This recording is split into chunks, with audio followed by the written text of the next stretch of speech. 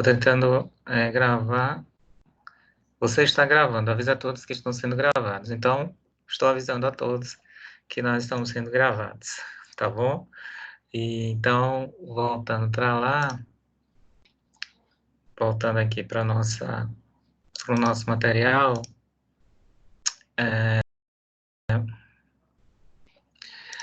nós falamos sobre as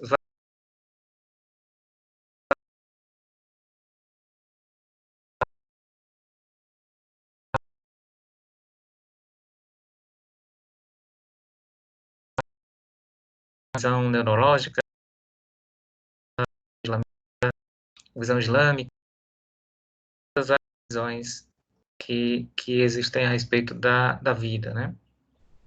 Falamos sobre eutanásia, ortotanásia, distanásia, falamos sobre as diretivas antecipadas de vontade, as DAVs, falamos sobre o testamento vital e o mandato duradouro, que é para situações em que a pessoa não tem condições de poder, vamos dizer,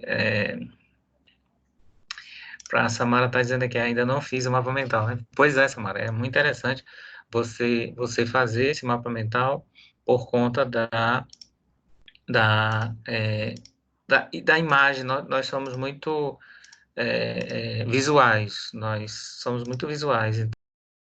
Então, quanto mais cedo você conseguir colocar numa representação, numa imagem, a ideia, né, do as ideias principais das teorias da vida, mais fácil fica para você lembrar posteriormente, quando for preciso responder alguma tarefa, algum questionamento. Né? Pois é isso. Na aula passada a gente trabalhou essa questão da ortotanásia, eutanásia, distanásia, na morte boa, na morte com mamba, na morte sem mamba. E aí tem muita coisa interessante para trabalhar. Na aula passada, está gravada, acesso no feed, tem acesso ao feed, então na aula passada está gravada e você consegue tranquilo acompanhar, não vai ter problema não, tá? Mas são assuntos muito interessantes, né, para se trabalhar.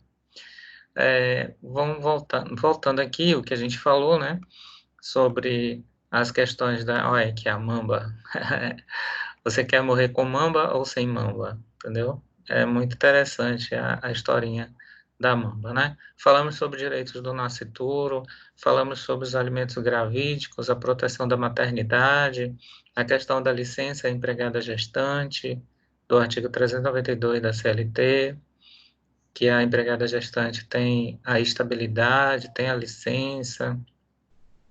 Falamos o que mais? Deixa eu ir descendo aqui. Uma série de questões sobre a maternidade, a proteção à maternidade, que na verdade são proteções ao nascituro, mas são instrumentos que protegem o nascituro, de fato, né? Falamos sobre os alimentos gravídicos, falamos sobre a lei que rege os alimentos gravídicos, que é a lei 11.804, é a lei que disciplina a questão dos alimentos gravídicos. O que mais?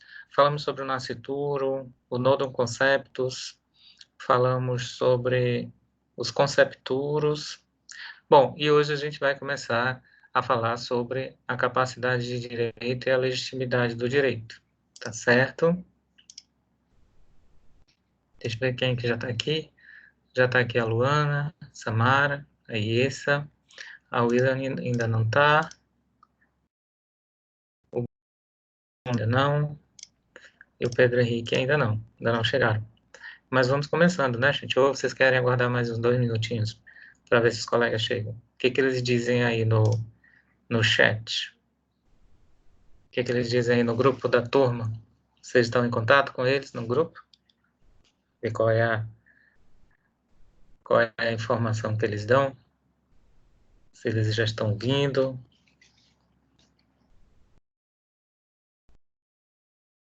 Dando aquelas orientações de sempre, né? Você deve procurar um local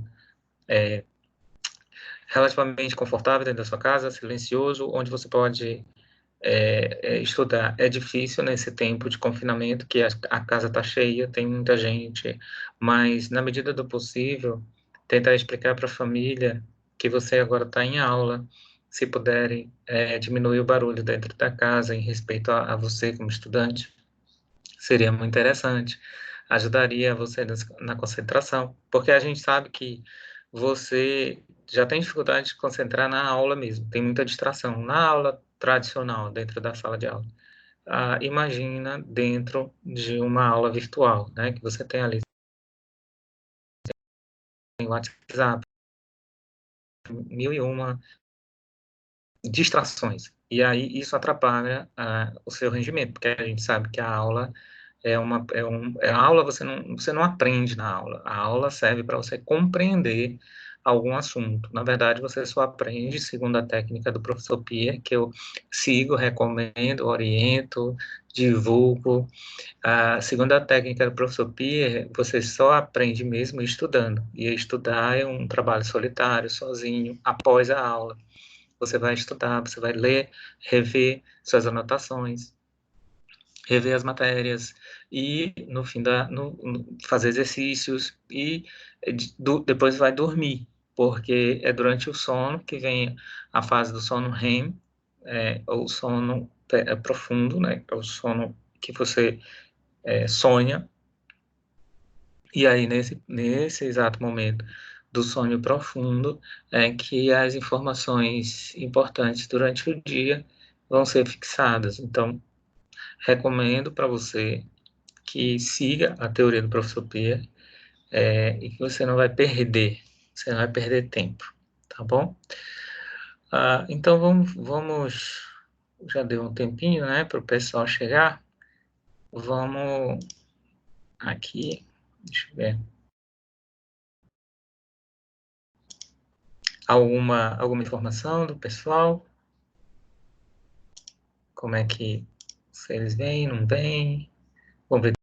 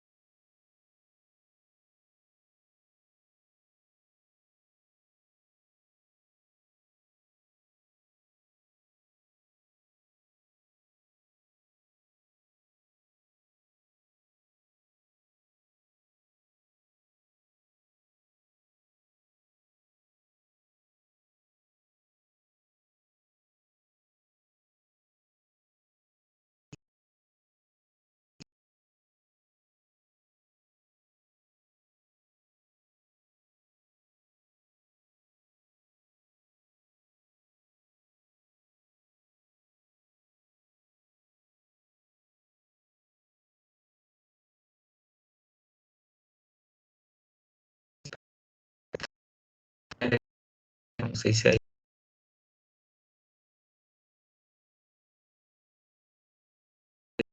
consegue, né?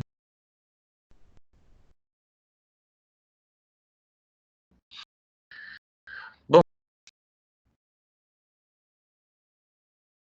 a gente vai começar a tratar sobre a capacidade de direito e capacidade de fato. Lembrando que vocês fizeram um trabalho sobre isso, fizeram um resumo do capítulo do livro. Esse livro tava até aqui, vou mostrar para vocês. Um capítulo do livro do Pablo Stolze a respeito da pessoa natural, e vocês já começaram a entender, então a gente vai passar com uma certa velocidade em cima desse material, porque você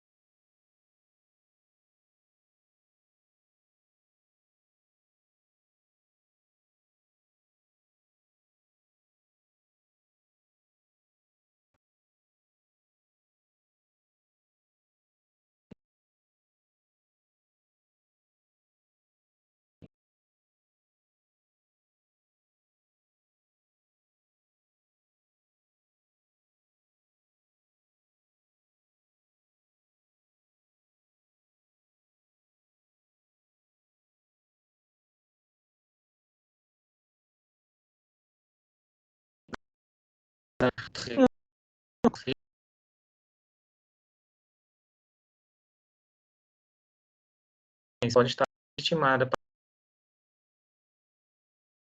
estimação, portanto, uma específica. Então, a gente tem no âmbito da capacidade, a gente tem, se eu puder colocar em forma de esquema, a gente poderia falar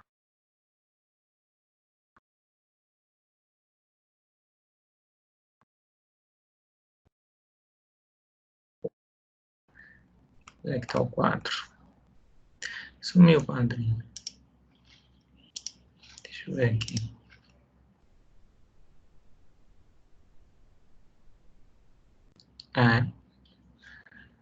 Não estou encontrando no meu quadrinho. Deixa eu fechar aqui, se eu chamar ele de novo, para ver se ele aparece. Aqui. Está chamando meu quadro. O ideal é que você tenha a capacidade plena e que você seja legitimado para praticar algumas.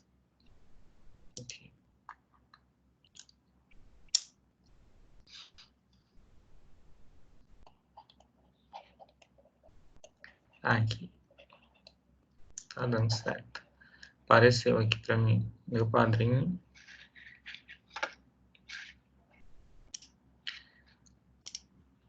Apareceu aqui meu quadrinho. Agora apareceu.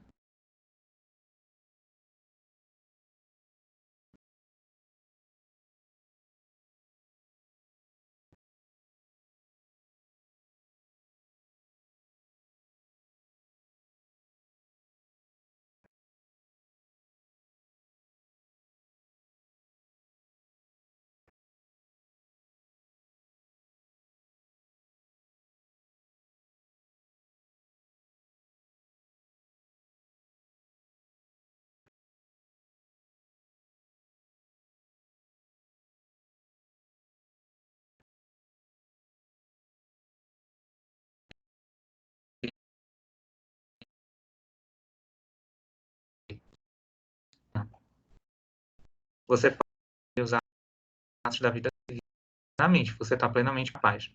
Alguns atos você precisa estar legitimado, ou seja, alguns atos, mesmo que você tenha capacidade plena, você não consegue exercer porque você não tem legitimidade para exercer. Então, no livro que o Paulo Stoll coloca, ele coloca o exemplo de dois irmãos. Dois irmãos. Mesmo que eles tenham capacidade plena, eles não podem casar. São proibidos de casar, porque o Código Civil fala isso. Não podem casar os ascendentes e os irmãos, os parentes, não podem casar. Deixa eu ver aqui, onde é que... Vou botar aqui o Código Civil para vocês. Todo mundo conseguiu ver o quadro do esquema? Por favor, respondam aí. Podem responder no chat ou no alto-falante. Conseguiram ver o quadrinho?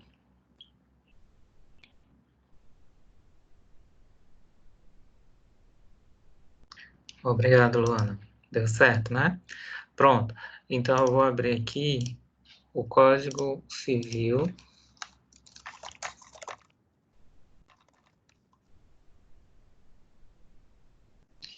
Código Civil, portanto,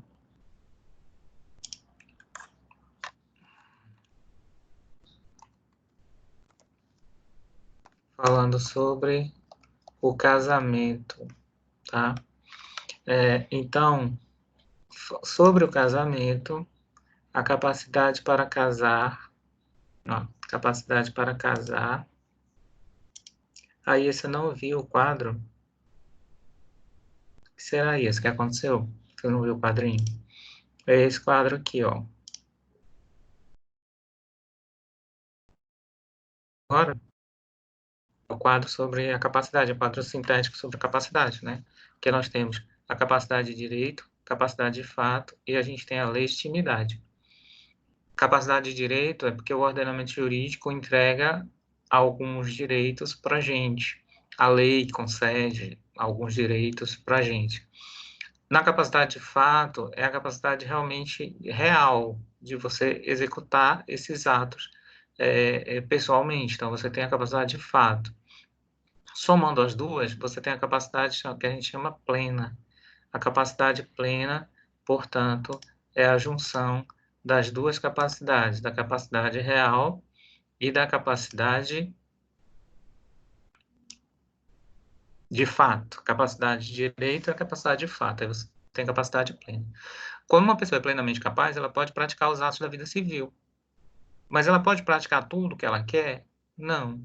Por quê? Porque ela precisa de uma outra categoria que é chamada legitimidade. Ela praticar os atos da vida civil. Os atos da vida civil. Alguns atos ela não pode praticar porque ela não tem legitimidade.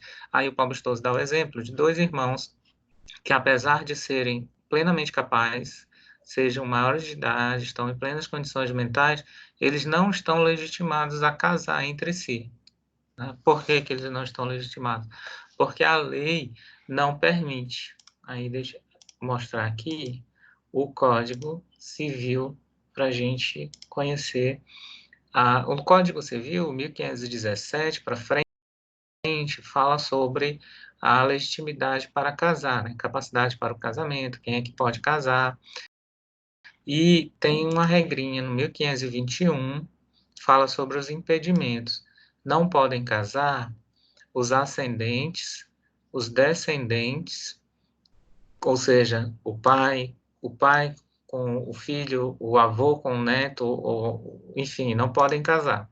Os ascendentes, né, com os descendentes, tanto faz se o parentesco é natural ou civil. Os afins em linha reta. O que são os afins? São os parentes por afinidade.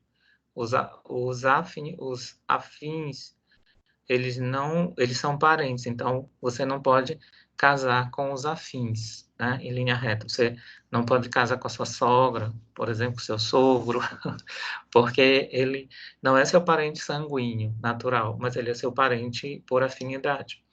O adotante não pode casar com o cônjuge do adotado. E aqui é o que interessa, por exemplo, que o Pablo dá no livro. Os irmãos não podem casar entre si, tá? Não podem casar entre si. Então, assim, por mais que os irmãos sejam plenamente capazes, eu vou voltar aqui para o nosso quadrinho sistemático, o esquema aqui. Por mais que os irmãos sejam capazes e plenamente capazes, eles eram maior de idade, então eles tinham capacidade de direito, eles são sujeitos de direito, eles são pessoas, mas eles não têm a chamada legitimidade. Por quê? Porque eles, para casar, no caso, né? Por quê? Porque a lei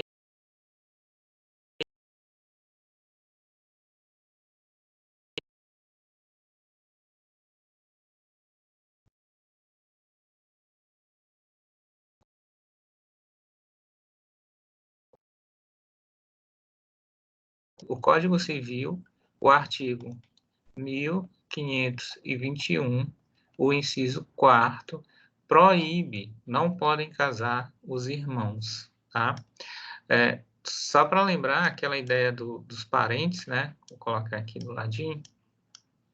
Aquelas ideias do parente, que a gente, que quando o Código Civil fala que os parentes estão, ó, vou fazer aqui a relação aqui de parentesco, tá? Você é esse bem aqui. Aqui é o seu pai,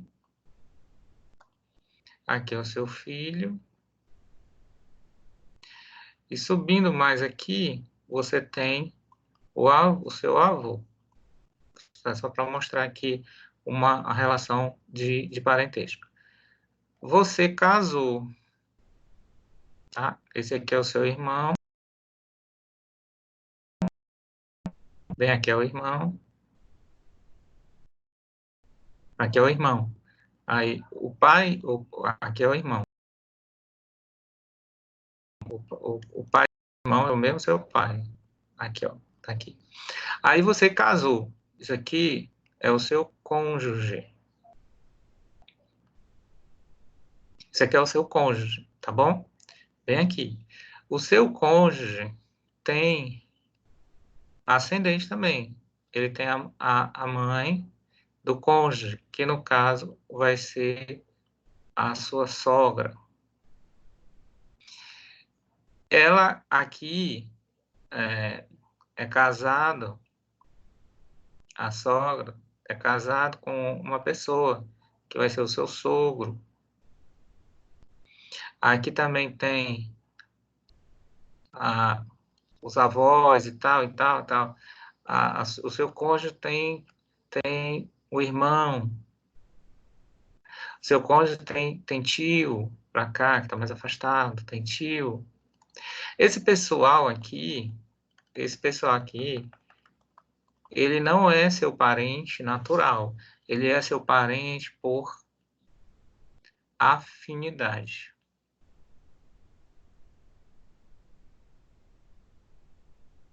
O que é um parentesco por afinidade?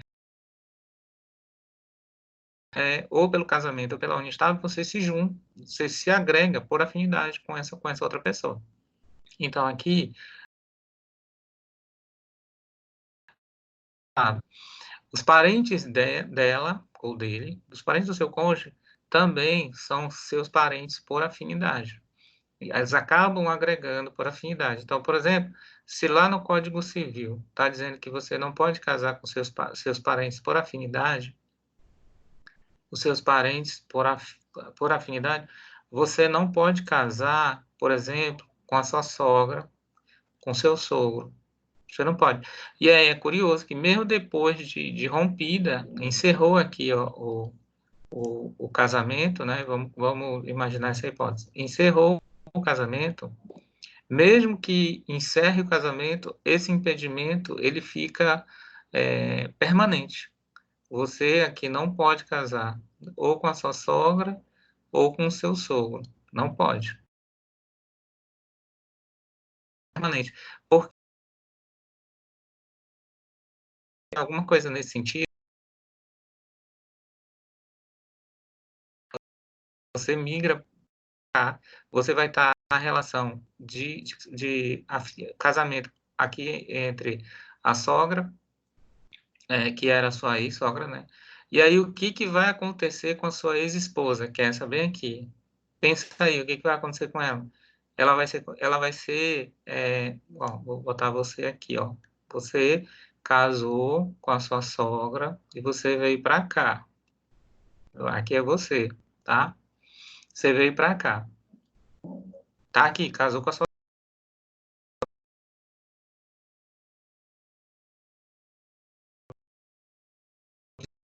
sogra, e aí você casou com a sua sogra. O que aconteceu com a sua ex-esposa? Essa pessoa bem aqui. O que acontece com ela? Qual é a relação de parentesco que vocês vão ter agora? Como você saiu daqui, ó, você, ao casar com a sua sogra, o que aconteceu? Você veio para cá. Você veio para cá, para essa posição aqui. Ó. Você está aqui. Você veio para cá. Qual era a posição? Quem era que estava aqui antes? Quem era que estava bem aqui antes? Era o pai dessa. Estão acompanhando? Estão conseguindo acompanhar esse raciocínio?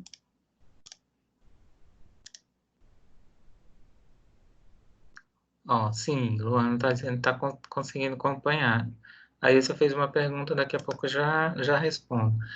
Então, veja, olha, você saiu dessa posição aqui de ex-marido do seu cônjuge e foi para essa posição bem. Agora você comparando com o cônjuge, você está na figura do pai. Então, a sua ex-esposa seria a sua...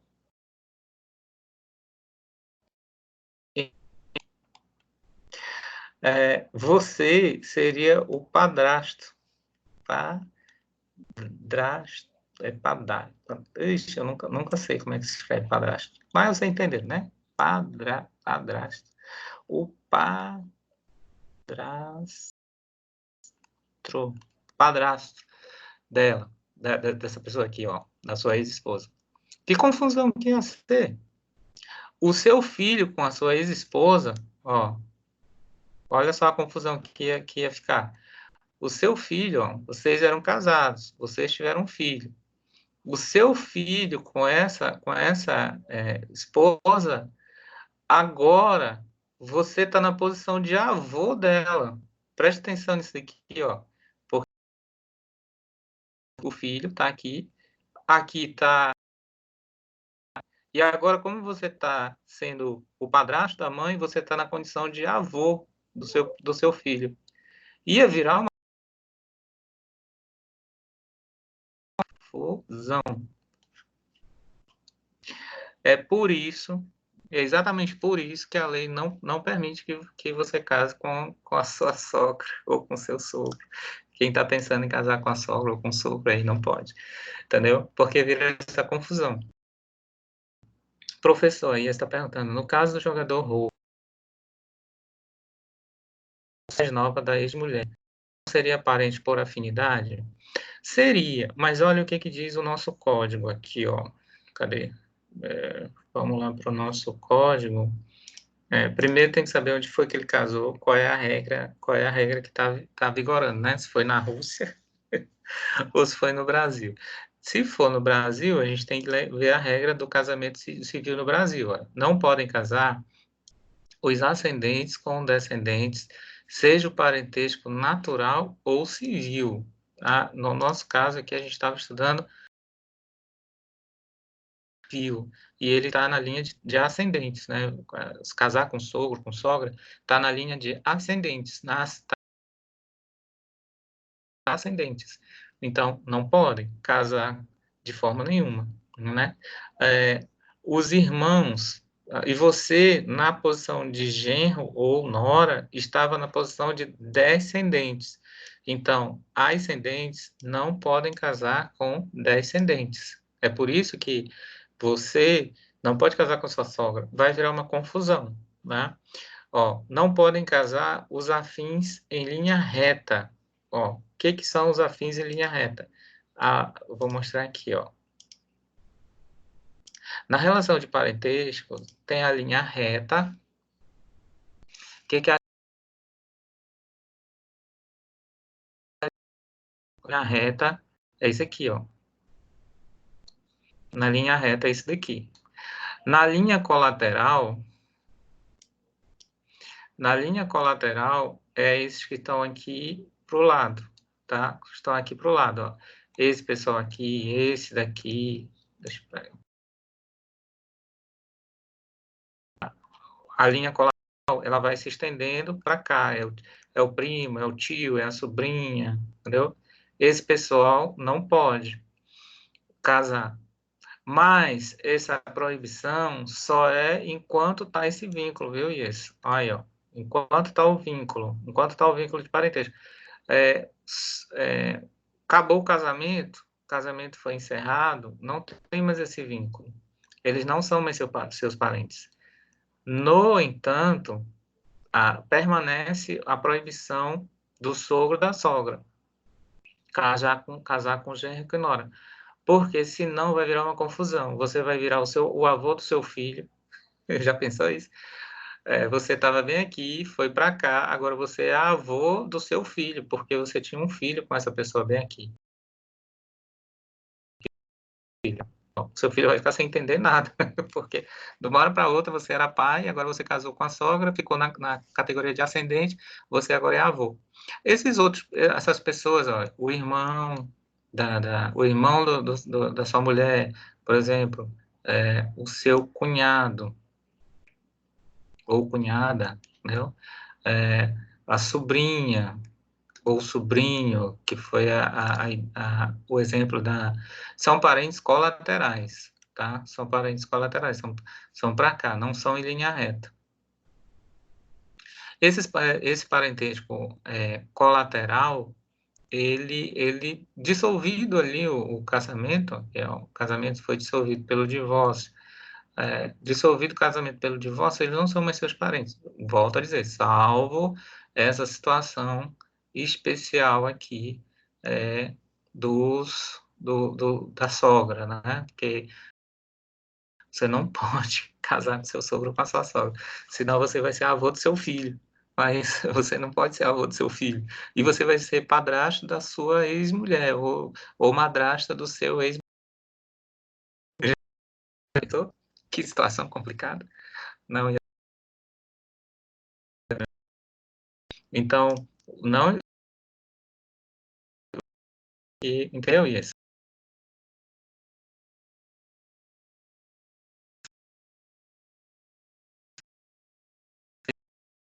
Autoriza que você faça determinados atos jurídicos, como, por exemplo, casar, né? Tá aqui, ó, você não pode casar. Os irmãos não podem casar, os colaterais não podem casar, até o terceiro grau tão impedidos os colaterais. Ó, o impedimento do casamento dos colaterais, o impedimento dos casamentos do colateral, até o terceiro grau. E um outro exemplo, para cá, para contar os graus. Os colaterais não podem casar. Então, não está falando sobre afinidades, está falando dos colaterais. Então, aqui está você, vamos colocar aqui você, vou contar os graus, tá? Aqui está você, aqui está o seu pai, aqui está o seu avô, tá? Vou botar aqui pai, avô. Beleza, né? Aí, aqui está o filho e aqui está o neto. Vamos colocar assim, filho, neto. Só para entender a contagem dos graus. Aqui está o seu irmão,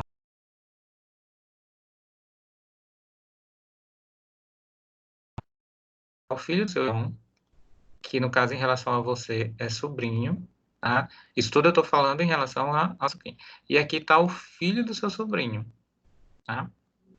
Aqui está o irmão, aqui, ó. Você e seu irmão são ligados pelo seu pai, bem aqui. Deixa eu apagar isso aqui para ficar mais fácil entender. Isso aqui é só irmão, tá bom? Isso aqui é você. Você, seu pai, seu avô, seu filho, seu neto. Seu neto não, seu filho, seu neto. E seu sobrinho, filho do sobrinho. Beleza, né? Ah, bem aqui, bem aqui, vamos ver se aí vem a história do Hulk, né? O sobrinho. Será que é proibido casar com sobrinho? Bora ver. Diz assim, até o terceiro grau, lembra lá? Peraí, vou voltar aqui. Vocês não estão vendo nada, né? Não estou vendo o que você está fazendo. Eu não botei no quadro, não dá para ver mesmo, né? Valeu. Eu vou apagar isso aqui, vou começar de novo a demonstração. Ó, agora vocês estão vendo, né?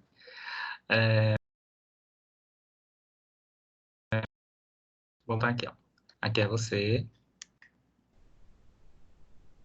aqui é você. Beleza. Ah,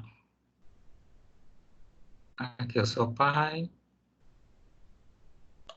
aqui eu sou avô. Aqui é filho, e aqui seria o neto. Certo.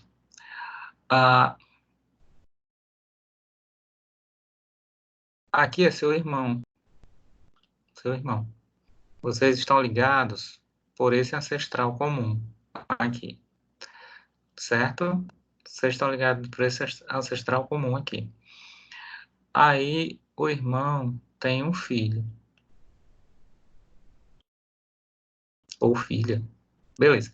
A pergunta é, você, que é você que está aqui, você, pode casar com seu sobrinho? Porque daqui para cá,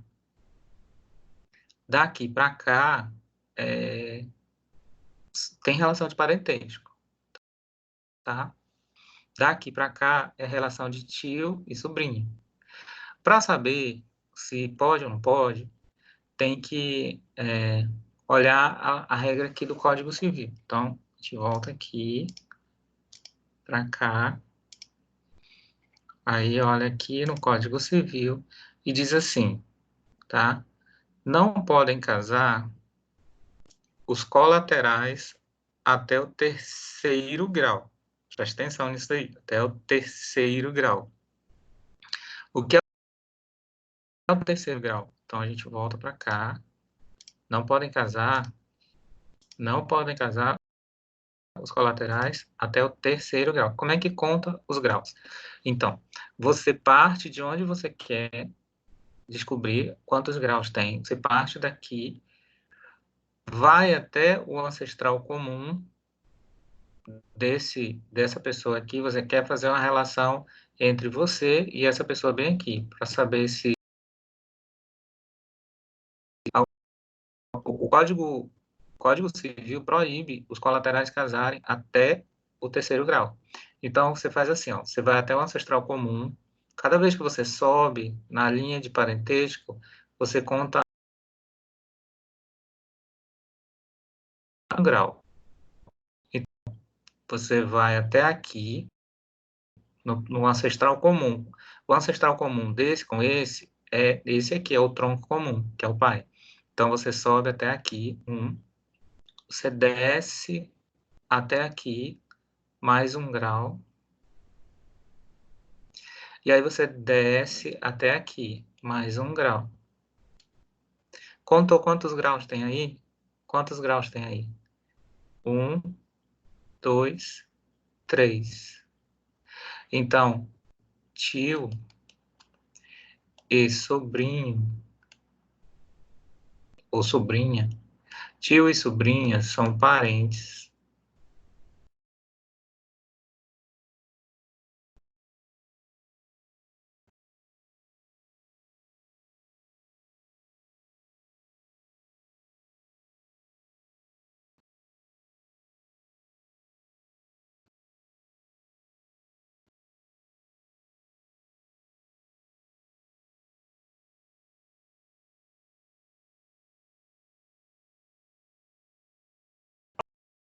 Fica um negócio bem...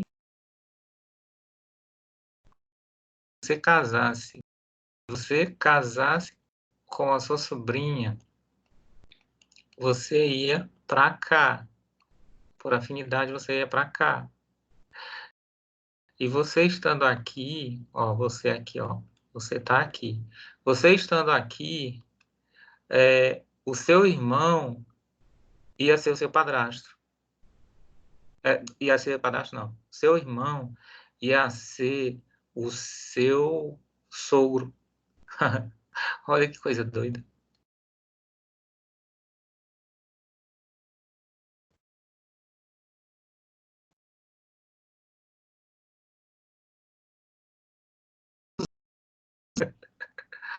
Não ia dar muito certo, não, né? Então não pode. Não pode. Tira aqui, não pode. Agora eu vou fazer uma outra pergunta. O casamento entre primos, pode? Essa pessoa aqui, em relação a essa aqui, elas concordam comigo?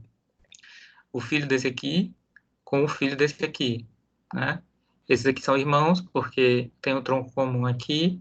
Então, essa pessoa bem aqui, aliás, essa pessoa bem aqui, a pergunta agora é essa aqui, ó. Essa pessoa bem aqui, o primo, pode casar com essa daqui? Eles dois aqui, eles são primos. Pode casar os primos? O que vocês acham? Responda aí no chat. Aí você disse que não pode. Não, mas ela estava dizendo não pode, né? Luana está dizendo que não pode. Primos não podem casar. Luana, não podem casar por quê? Porque a lei diz que não podem casar os parentes até o 3º grau. Primos são parentes em que grau? Vamos contar? A Luana está dizendo que não pode casar. Porque são parentes em 1º grau.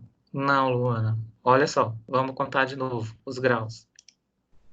Vamos contar aqui o grau. Vamos contar de novo o grau.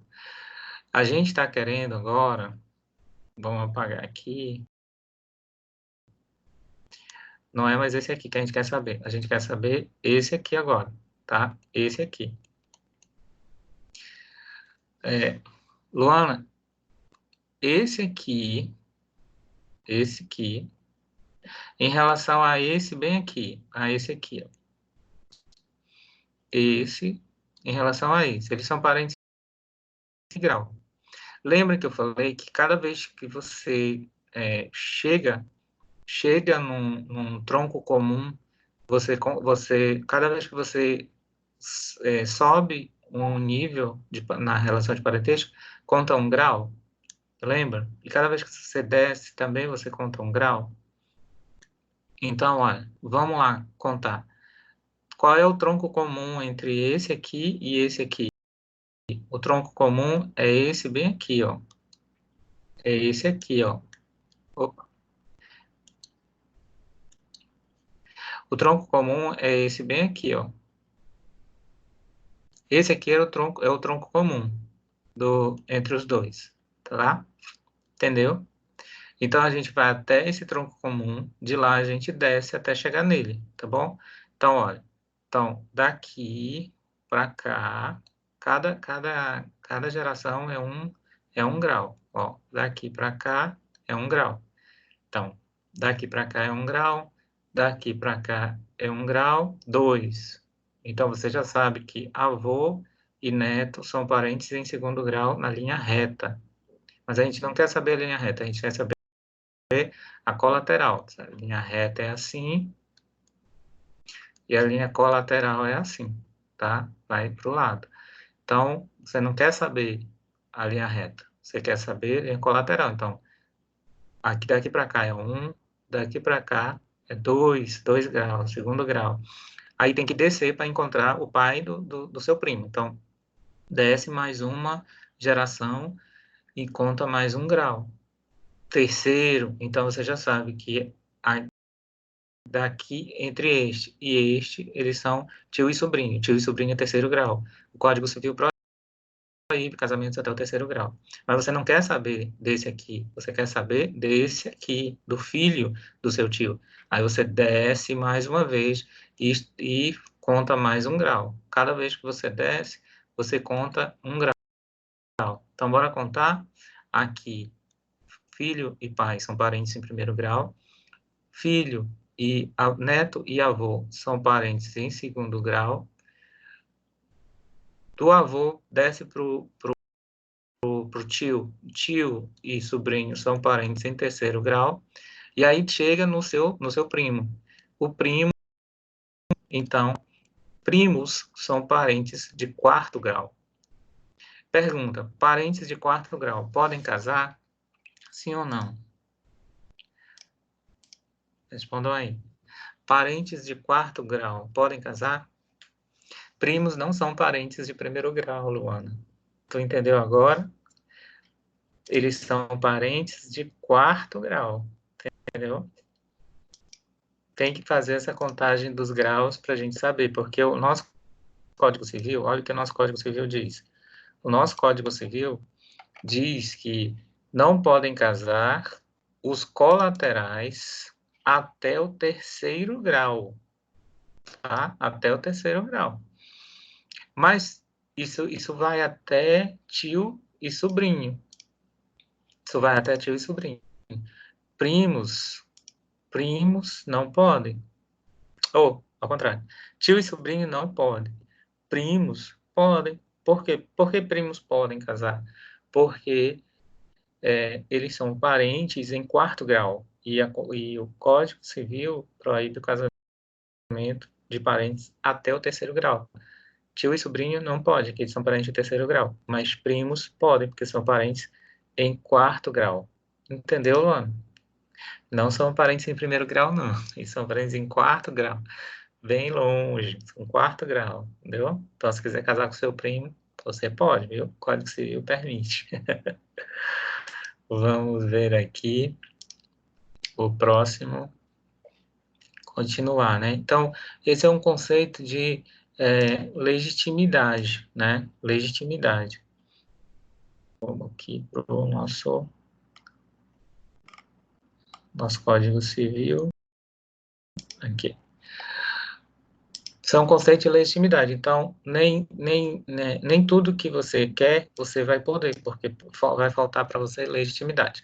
Beleza, né? Todo mundo entendeu o conceito de capacidade, legitimidade? Bom, existem algumas pessoas que não têm capacidade de praticar atos da vida civil. São os absolutamente incapazes. Quem são essas pessoas? Pelo Código Civil, só são os menores de 16 anos. Os atos que essas pessoas praticam não têm valor jurídico. Elas têm que estar representadas por um representante, que no caso é o pai ou a mãe.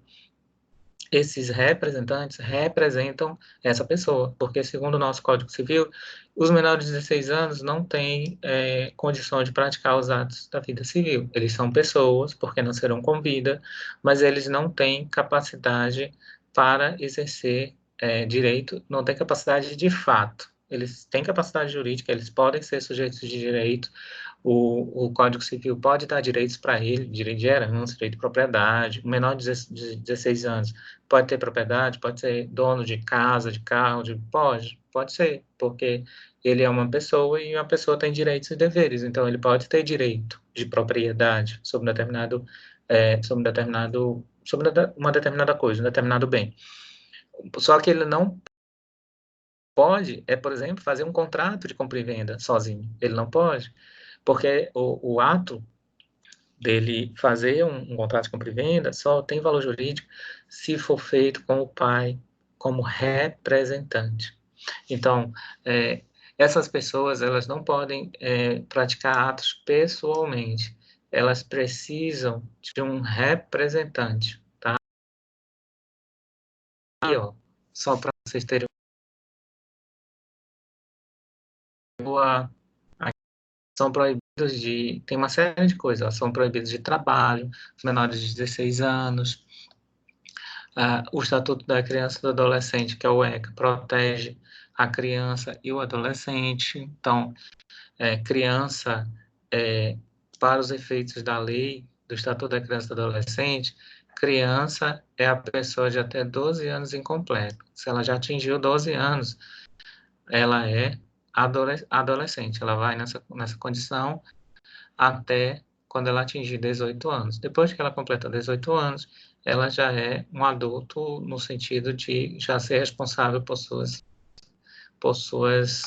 direitos, suas obrigações. Tá? E os deficientes mentais, a Luana está perguntando.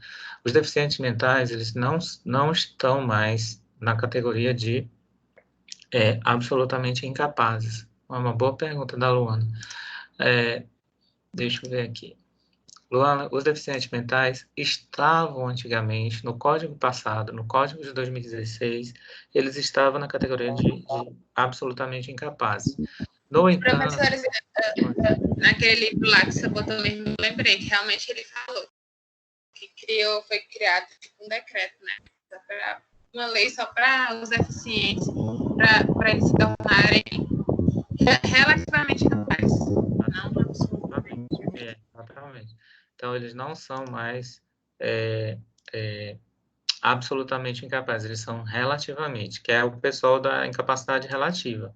Então, o pessoal do artigo 3º, presta atenção, o pessoal do artigo 3º são os absolutamente incapazes, incapacidade absoluta. Eles não podem exercer os atos da vida civil por si sós. Eles precisam de um representante. Essa palavra técnica é muito importante, um representante. Eles não podem fazer atos sozinhos.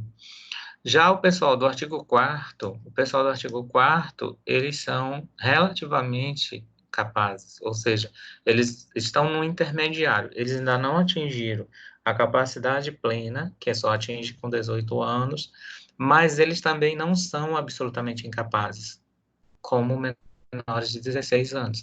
Eles estão ali naquele intermediário, eles são um povo intermediário. O artigo 4º, então, é o pessoal do intermediário. Quem são eles? São os maiores de 16 e menores de 18, são os ébrios habituais e os viciados em tóxicos, são aqueles que, por uma causa transitória ou permanente, não puderam exprimir a sua vontade, e são os pródigos. São esse pessoal aqui, tá bom? Quem são esse pessoal? Bom, isso aqui é o critério da idade. Os maiores de 16 e menores de 18 anos, eles são relativamente capazes, eles já podem praticar atos pessoalmente da vida civil, podem assinar contrato, eles podem fazer contratos de compra e venda, eles podem fazer uma série de atos da vida civil. No entanto, eles precisam de uma assistência. Essas duas palavrinhas que eu vou colocar aqui no esquema, que fica mais fácil. Eles precisam de uma assistência, tá? Vou botar aqui, o pessoal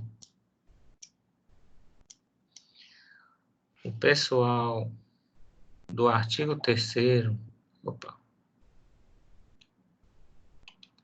o pessoal do artigo 3º são absolutamente incapazes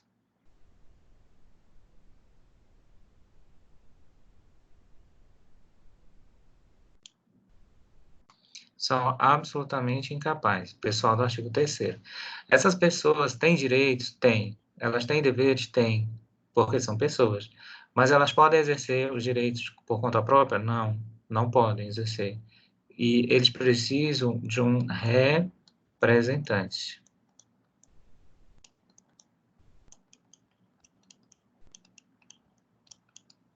Eles precisam de um representante. O pessoal do artigo 4º,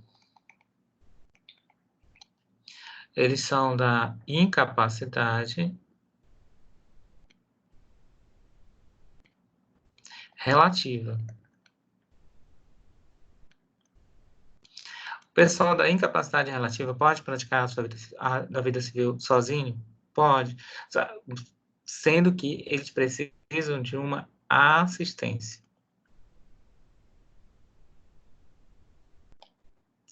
Assistente. Eles precisam de uma assistência.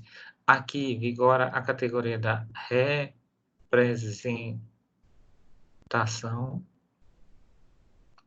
E aqui vigora a categoria da assistência. Assistência.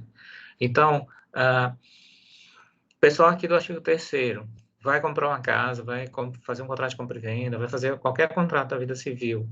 Quem assina é o representante. Quem é o representante, professor? É o pai, a mãe, né? É quem está representando aquele incapaz. O pessoal do artigo 4º pode fazer contratos? Pode assinar, comprar, compra e venda, locação, doação, pode fazer esses contratos? Pode. Pode fazer sozinho, professor? Não. Eles precisam do assistente. Quem é assistente, professor? É uma pessoa de confiança do incapaz que assiste ele, ajuda ele naquela feitura, porque a lei, na feitura daquele contrato, porque a lei considera que tem determinadas pessoas que não têm assim um discernimento completo, seja porque por questões mesmo ainda de maturidade. Então, a pessoa que está entre 16 e 18 anos ainda para gerir, saber o que faz com seus bens, etc. Então, ela precisa do assistente. Eu não sei se algum de vocês fez o contrato da faculdade e era menor de 18 anos. Se você fez o contrato da faculdade e era menor de 18 anos, você provavelmente assinou o contrato junto com o seu pai. Seu pai assinou como assistente, para ter